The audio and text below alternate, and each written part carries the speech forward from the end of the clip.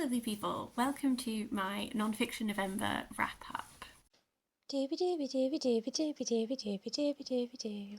Doobie doobie doobie doobie doobie doobie doobie doobie Sophie vlogs. I'm going to post a video potentially next week which talks about all the fiction books that I read in November. I always have a really great time taking part in non-fiction November, and I actually ripped through a bunch of non-fiction books, so I thought I would just dedicate this to just going through those. I'll start with the books that related to the prompts, and then I'll just go on to everything else that I managed to pack into the month.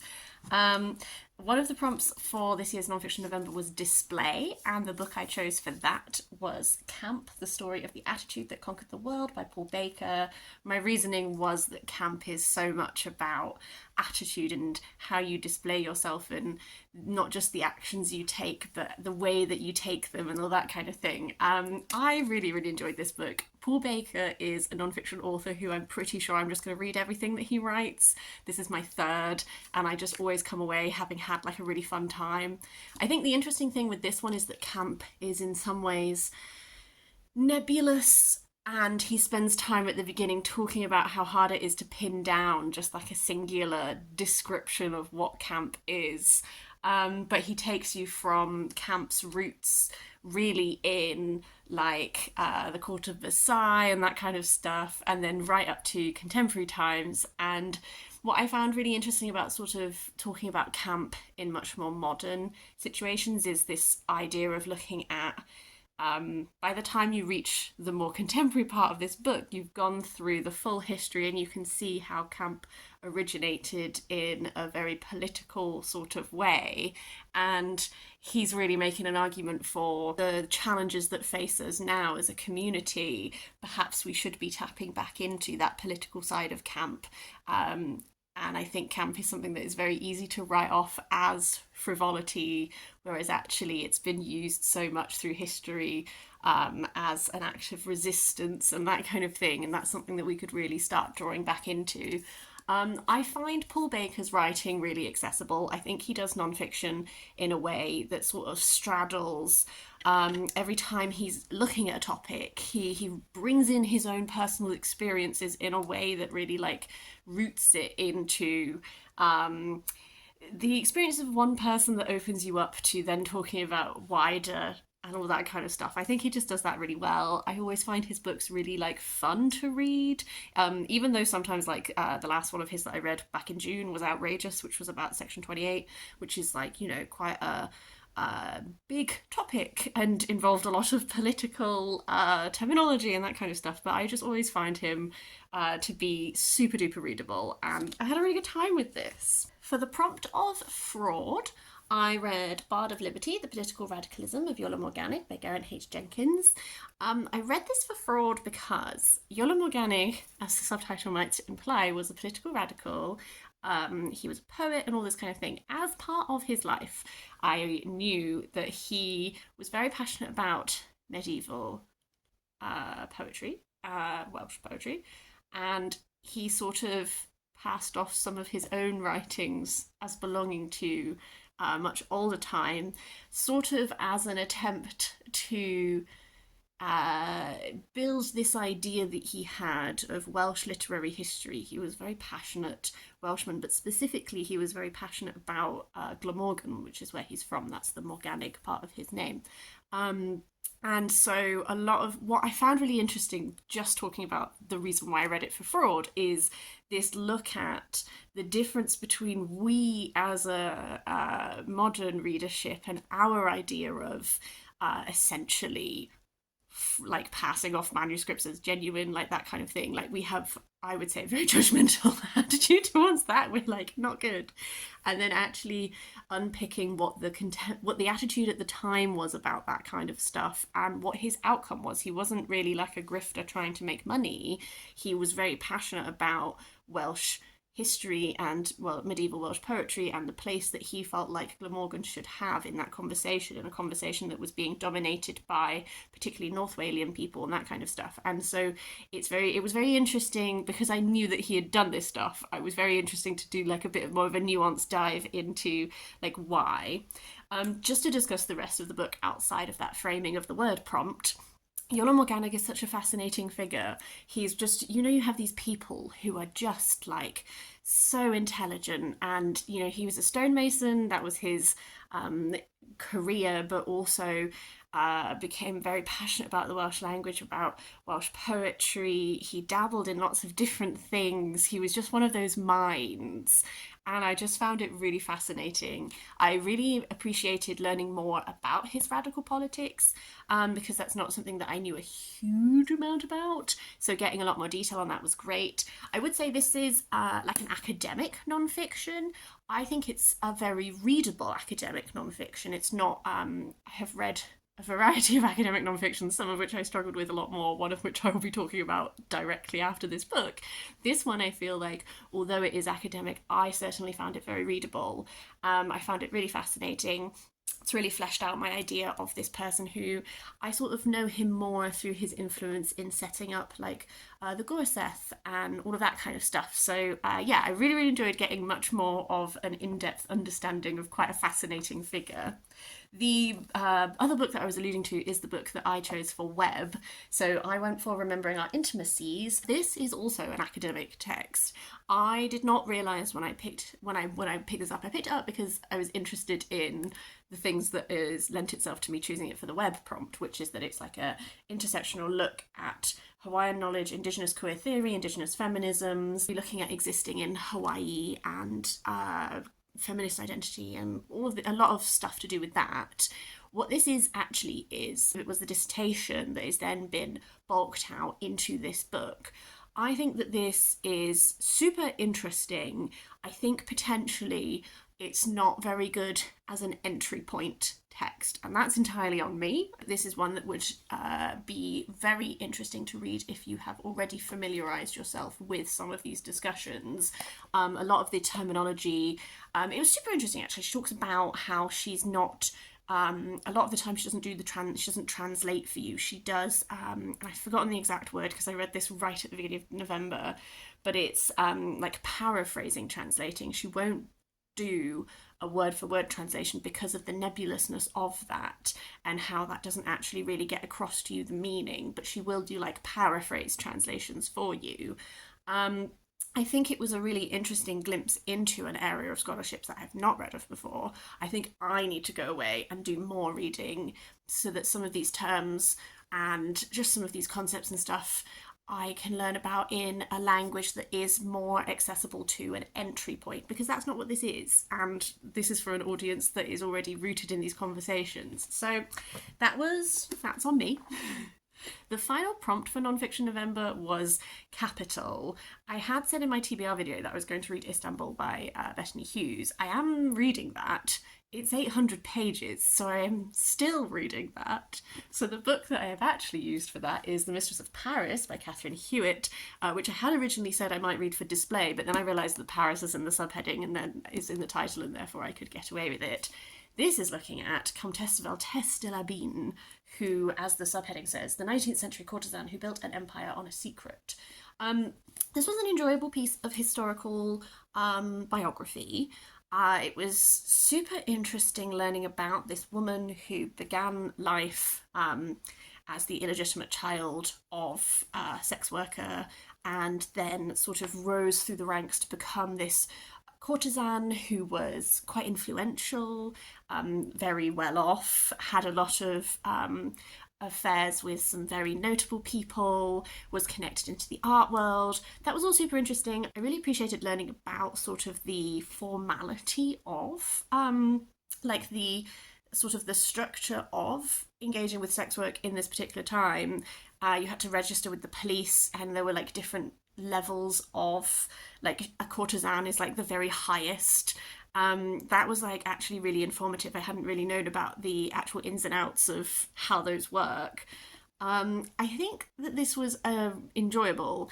I think my critique of this would be that at times I wanted it to be slightly more critical, not in regards to like necessarily like slagging this woman off, but I think what comes across is Catherine Hewitt thinks very highly of this woman, and I can really appreciate that because it is amazing to have come from essentially a peasant background and to reach these heights and to then like sort of be able to pass that down to your descendants and all that kind of stuff. Sometimes that we would get like hints of like, oh, we're examining this court case that involved her, and everything that the other side is saying we're just sort of like, but of course it's not true.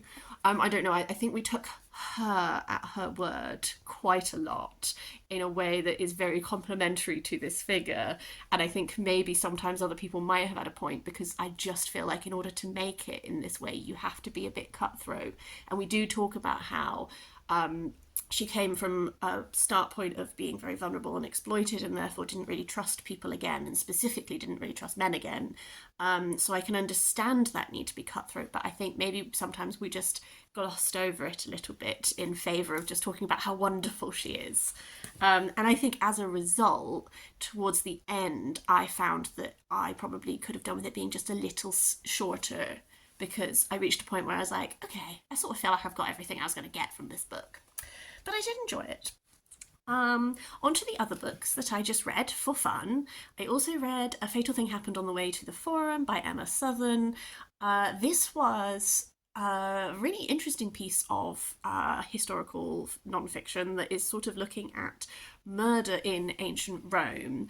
And in order to do that, we have to start off by establishing sort of what our terminology is. So there was a really interesting discussion at the start that was to do with like looking at legal systems now and how they classify different types of crime that involve taking of life. Like, what is murder? What is manslaughter? What is homicide? All this kind of stuff. And that was interesting. I don't really consume true crime because it creeps me out. I don't really like delving into that kind of stuff. So it's not like, these are not conversations that I've really read about before. And then we go through, and each chapter is focused on sort of a different type of crime. So what was the Roman attitude towards men who killed their wives? What was the Roman attitude towards wives who killed their husbands? How did those things differ? Can we think why? I might have an idea. One thing that I enjoyed, I guess, is that Emma Southon writes with kind of like an irreverence. Like, it reminded me a little bit, to be honest with you, at times of like sort of like horrible histories for adults kind of vibe, where she will use brackets a lot. She will ignore, like, be like, oh, but that's really boring, we're just going to skim over that, no one wants to know this. There was quite a lot of pop culture references. I don't normally love books that have lots of pop culture references. There were a few too many Harry Potter references for my personal tastes, but on the whole, I didn't find that it bothered me too much. And I think why it balanced out for me is that the other side of this narrative is that we might be talking about things quite flippantly for a bit, or acknowledging like how ridiculous like certain aspects of Roman society are, but she always flips it and highlights to you that every single person we're talking about are people, particularly when we're talking about stuff to do with like Romans killing enslaved people and that kind of stuff. Like, she really doesn't let you forget that these are people who existed, who are just as rich inner lives as you. She really highlights those areas of Roman culture which are just built on absolutely refusing to view other human beings as human beings and putting them on the level with like animals, and free citizens versus any other type of person, that kind of stuff. I just thought that constant like acknowledgement of the humanity of these people, that I think it is really easy sometimes when you're talking about things that happened so long ago to tell them as like a funny story, like, oh, like this like wild thing happened, and like, yes, but also every single person involved in that is a real person. Those people were victims. These people were horrible monsters who did terrible things, like that kind of thing. So I think that for me, that aspect of the narrative like really balanced it out in a way where sometimes I have it with books that are overly like I'm being funny now, like doesn't always hit for me, but this one just really did. And actually I've come away and I feel like I do have a really much more fleshed out understanding of so many different aspects of Roman society that I probably hadn't really delved into before. So that was really great. On to two smaller little books. I read The Life and Works of Lautrec by Nathaniel Harris. This is looking at Toulouse-Lautrec. It's just a little book that has a short biographical information at the start, and then it has some of his works with little descriptions, either about the biographical information to do with them, or looking at technique and art and his development as an artist. It's very, very small, but I really feel like it has given me a much better understanding of Toulouse-Lautrec, specifically the variations between his works. I was quite familiar with that style that I just showed you in those previews.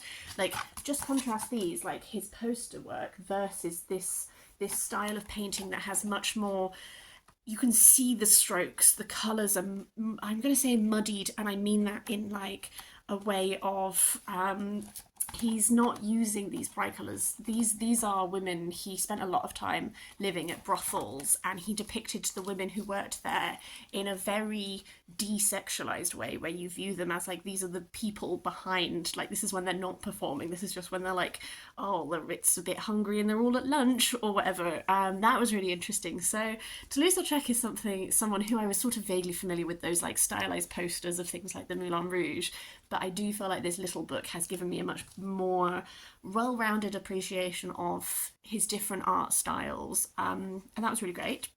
I also loved this next book. This is The Invisibles: Vintage Portraits of Love and Pride by Sebastein Lifshitz.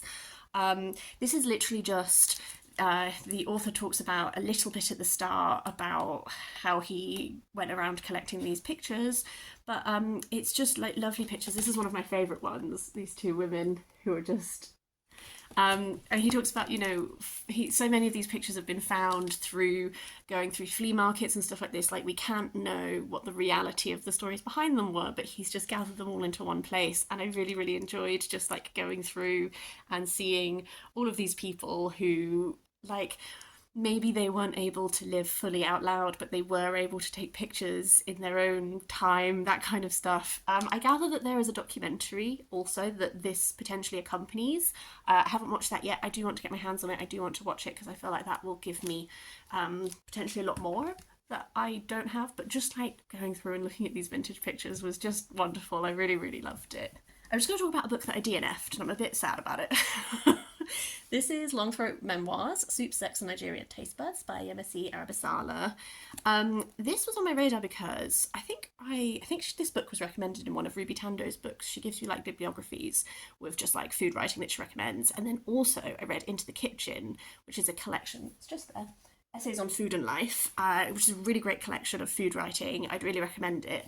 And I really liked this author's short story in that. I really, really enjoyed it. So I bought her book, and initially I found that I was just sort of struggling with the writing style a little bit. I was enjoying learning about Nigerian food and all that kind of stuff. I think just the actual writing of it, I turned down a corner of a page so that I could give you an example. This is just an example of how it is. My mind involuntarily conjures up Billie Holiday percolating perplexity at the form and abnormality of daytime apparitions, simmering, threatening to warp the container of reason, which is the plus side of the writing style in this, is that it is that's really enjoyable to say. The downside is that sometimes I would just be reading sentences and I would be okay, I feel a bit lost. I don't really feel rooted. Some of the essays would finish and I would be I still don't really some of them I would just be I don't necessarily feel we really went anywhere with this essay. A couple of them I was really enjoying, and then 112 pages in, there was just this moment that absolutely left a bad taste in my mouth, where I'm just going to read it to you. I'm a woman. A homosexual man shouldn't expect sympathy from me because I have 30 years' experience of being thought of as a sexual object and a baby-making machine. For 28 of those 30 years, the be-all and end-all of my life was meant to be marriage. This gives me way more justification to whine about unfairness. It's just okay. The context is that she's talking about how when people meet her and she's a Nigerian woman, they assume a variety of things about her, one of which is that she supports homosexuals, and then she just went on that little tirade, and I'm out. Goodbye. I'm not going to own that. Going to give that away. I just don't think I have to explain why pitting a suffering of different people against each other for some sort of justification of being able to whine about how hard you have it is a bad thing, and also given the reality of existing as a gay person in Nigeria, like maybe look at that attitude that you have. But yeah, it made me really mad, and I wanted to. I don't always mention when I DNF things, but that is actively terrible, so I just thought I'd mention it in case you too have that book on your radar and you too would find that would make you want to put it down forever and never pick it up again. The final book I'm going to talk about is one that my dad lent me. This is Into the Void, From Birth to Black Sabbath and Beyond by Geezer Butler. Geezer Butler is the bassist. Well, he's from the original Black Sabbath lineup. He was the bassist. He also wrote a lot of the lyrics for their songs. I enjoyed learning more about him. He is not a member of Black Sabbath that I knew that much about. I knew a lot more about some of the other ones. I hadn't known a lot of his lyric process. Like, I enjoyed getting an insight into his role in songwriting. And I always find it really interesting, these bands that became so influential, but the time that they were trying to make it, like how much of a slog it was to just like, in these very working class backgrounds a lot. I'm thinking of, in comparison, other ones that I've read recently is Brian Johnson from AC/DC's memoir, Rob Halford from Judas Priest. Like, all of them come from this background of like very working class background. It was like a complete slog to try and make it in the music industry. Their families thought they were insane because they were like giving up jobs that were jobs for life in order to do something that was seen as very unreliable. And then they persevered, and then they became this like part of this moment. I think this, I don't read these because they're amazingly well written. I appreciated the insight into Black Sabbath and some like getting this person's perspective on it's a band that has gone through so many lineup changes and also so much drama and all that kind of stuff, that I did appreciate getting his side of it. I don't necessarily think it's one of the rock biographies that's going to stay with me massively, partly due to writing style. I think some of the things that I don't know. I thought it was fine. It was a solid average read. If you like rock biographies and you really like Black Sabbath, I'm sure you'll get lots out of this. I think that stuff like maybe Confess by Rob Halford felt like it had quite a thing to tell, like had more of a oomph to it. Whereas this is just like a man telling you about his life, really, which is fine. That's everything I want to talk about in this video. I would love to hear if you took part in Nonfiction November. Do you have a standout read? Could you let me know, and then I can file it into my little to-read shelf, and then next time I really want a good nonfiction, I can maybe scroll it out. Also, have you read any of these? Would you like to give me your thoughts on any of them? I would love to hear from you and whatever you want to say in the comments down below. But otherwise, I hope you have a lovely day. I'll see you next time for something different.